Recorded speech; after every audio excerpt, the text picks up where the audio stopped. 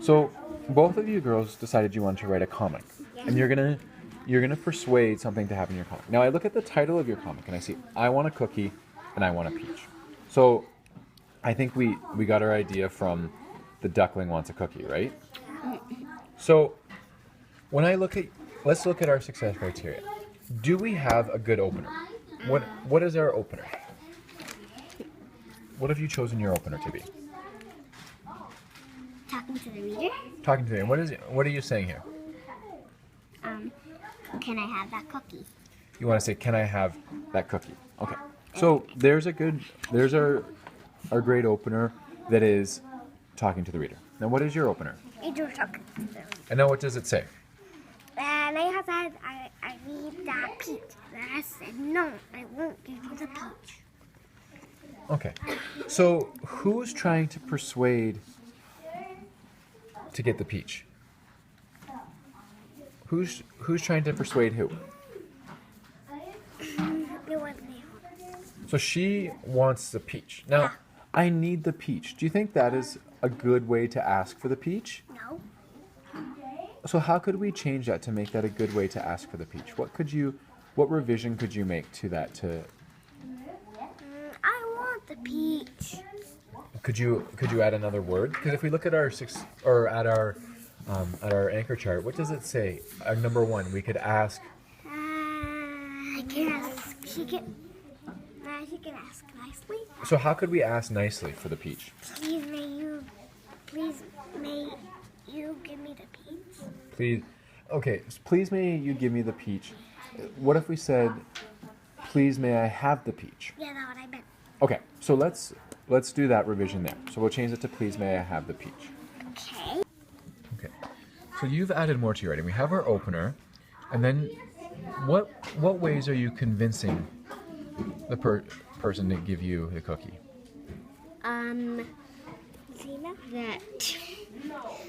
That they're gonna give you $5. They're gonna give you $5 for one cookie? Yeah. Could you go to the store with $5 and buy a lot more than just one cookie, or is this a very special cookie? A very special cookie. Are there gold chips in it? No. Or diamond chips in there? No. Yeah. What else? So you said they'll give you $5 for it. What else could they do? Let's think of some other ways that we could convince them.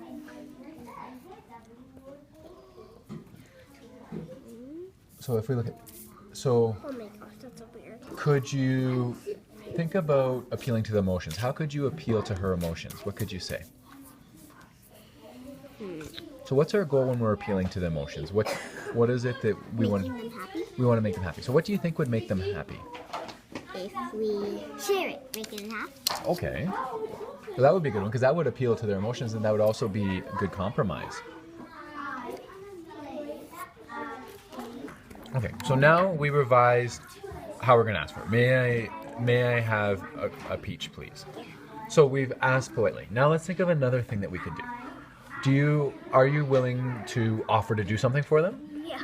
What would you be willing to do for them? If I gave Neha the peach, she would need to give me $5. Well, I know that was Neha's idea. Let's come up with a new idea that is our own. So what could you maybe trade for the peach? What's something that might be, rather than money, what else could you trade for the peach? What's something else that Neha might like? Chips? Chips? Okay, what kind of chips? Potato chips. Just potato chips, but like plain potato chips, ketchup chips, salt and vinegar. What do you think? What? May I have So can you tell me what your plan is for your writing, bud? I'm writing a pirate story called I Want, a pirate comic called I Want. Please, I want to share gold. Okay. So what are your ideas, or what's happening in your what's going to happen in your story?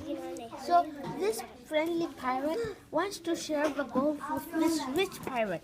But the pirate says no, and this pirate is going to persuade this pirate to give him some gold. Do you have some ideas of how the pirate's going to persuade him? Yeah. Okay, what are some of those ideas? Well, he says, Where's the race? Girl. he says, I will take good care of that. I'll choose wisely what I want to do with the gold. So choose wisely, okay. And he says, if you give me some of your gold, I'll give you this big cannon. Oh, he's gonna. So, what strategy is that? Trade. He's gonna trade. Okay. And he says that,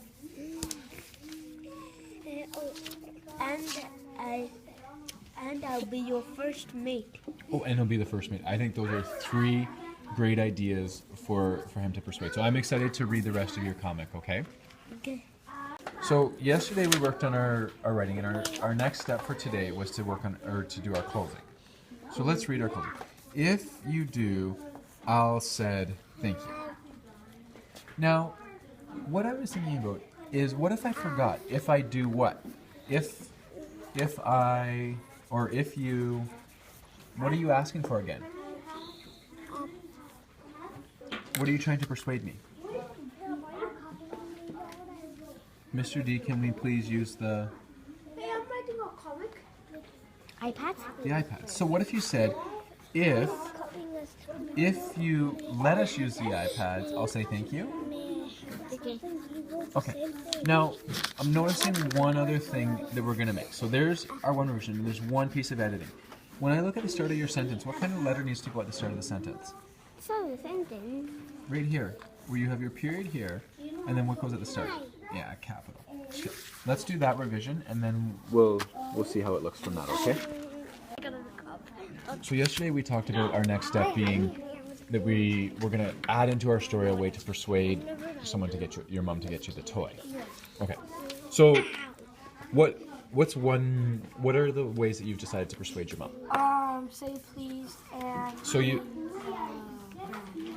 going to help clean. So, okay. So I see, so far you've just done that you have said please.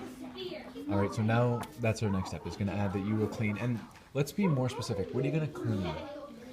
Clean the walls. You're going to clean the walls? Oh, scrub the walls? Oh, yes. Is there lots of, are the walls dirty? Yeah. Yeah, okay. So that would be a good way to, that would be a good thing to do, okay? Okay, so I'm looking at your comic, buddy. And let's look at our success criteria. So, who's your audience? My mom. Your mom. Okay. What is your opener? Mom, I want to go to Toys R Us. Yeah. Okay. Do you think that is a good way to ask mom? Or if we look at, do we ask nicely? Rest, please, and thank you. So, alright, I see you've gone please and thank you over here, so, okay. Now, what are you offering to do for your mom? I see you're going to listen. Yeah. Okay. So that's, we have one reason for her to take you to Toys R Us. But I'm wondering 2 things. What would you like from Toys R Us? Like a cool Minecraft toy, like any toy that they sell. Okay, so you want one of the Minecraft toys. So that might be something good to add, because if you're talking to your mom, she wants to know why you want to go to Toys R Us. But then you said that you're going to listen. What else could you do for her? Or what else could you offer? Do my work. You could do your work. Now, I'm thinking, remember when we talked about yesterday about compromise? So we're maybe going to trade something, you're going to offer to do part of it. What could you offer your mom that might help? Do you remember the example we gave? That someone might help do what? They might give some... Remember? Do you get an allowance? What? Do you get an allowance? Like, do you get any money from your parents? Today? So you have some money. No, I didn't. Could you offer to pay for part of the toy? This is a little weird. Would that be a good trade? Said, Mom, if you buy me the toy, I will pay for some of it? Do you think that would be a good thing to offer her?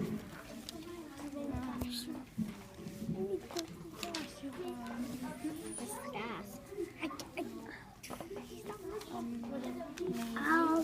Maybe you don't want to give up your money, do you?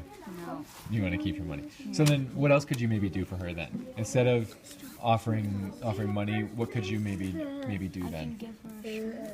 You could give her a shirt. Is it going to be one of your shirts? That'd be too small, wouldn't it? What could you help out around the house? What could you do for her around the house? What's one chore that your mom maybe doesn't really like doing? Or what's one chore you really like doing? I help them do all of them. I like cleaning my room. So you could say you're going to clean your room. How long are you going to clean your room forever? No. Or just clean your room once a week? Maybe once a week. Okay, so I think that's a good one. Say, Mom, I will clean my room once a week. Okay? So I think that's our next little speech bubble that we can add, okay? Here's your persuasive writing. Mr. D, if there is indoor recess, can I please play with the Lego? Please, I promise to follow, or to not talk out loud on the carpet when you are talking, and to listen to you when you are teaching. And I will do all of our class, all of the things on the Room 3 class promise, because everyone promises to do this. What is that? Stuff. The stuff There. on their time. So you're going to use your integrity key. You're going to be, what's that word? Bucket. Oh, you're going to be a bucket filler. Okay, so you're going to try my best. You're going to be a good listener. And last but not least, help my classmates be great learners. I promise to do all of those, even not to be a bully. I know how you like Lego. Just like me, I will be so happy. So can I, pretty, awesome, please, pretty, please, Mr. D. Okay, good job.